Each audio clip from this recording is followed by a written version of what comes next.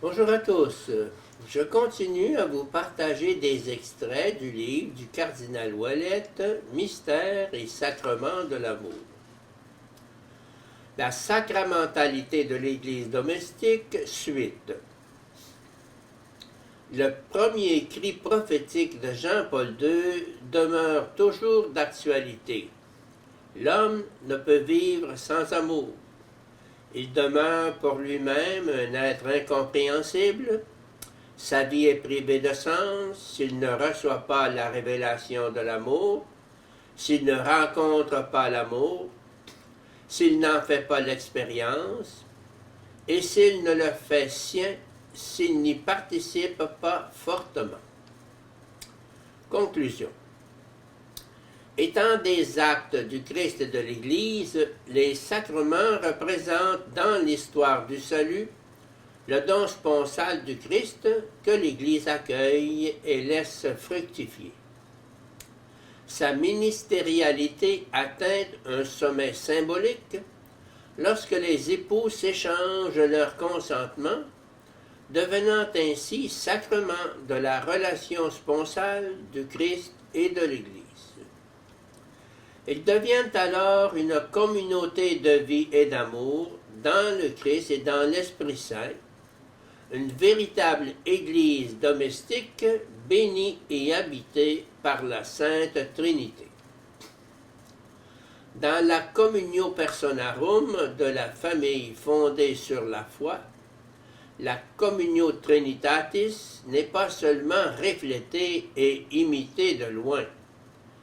Elle se donne en participation et est célébrée dans la vie. L'amour humain étant assumé dans l'amour divin dans le Christ, Gaudium et Spes 48, il existe une authentique participation sponsale de l'amour humain à l'amour divin. L'amour rédempteur du Christ pour l'Église possède toutes les dimensions de l'amour trinitaire et en rend l'Église participante.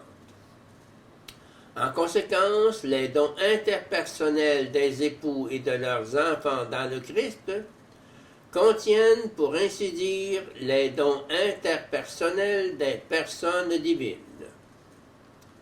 S'ensuit, pour le couple et la famille, une participation à la fécondité paternelle-maternelle de Dieu, une participation au mystère de la conspiration de l'esprit d'amour, qui est, avec le très précieux don des enfants, Familiarum Spes 14, le fruit le plus élevé du sacrement du mariage.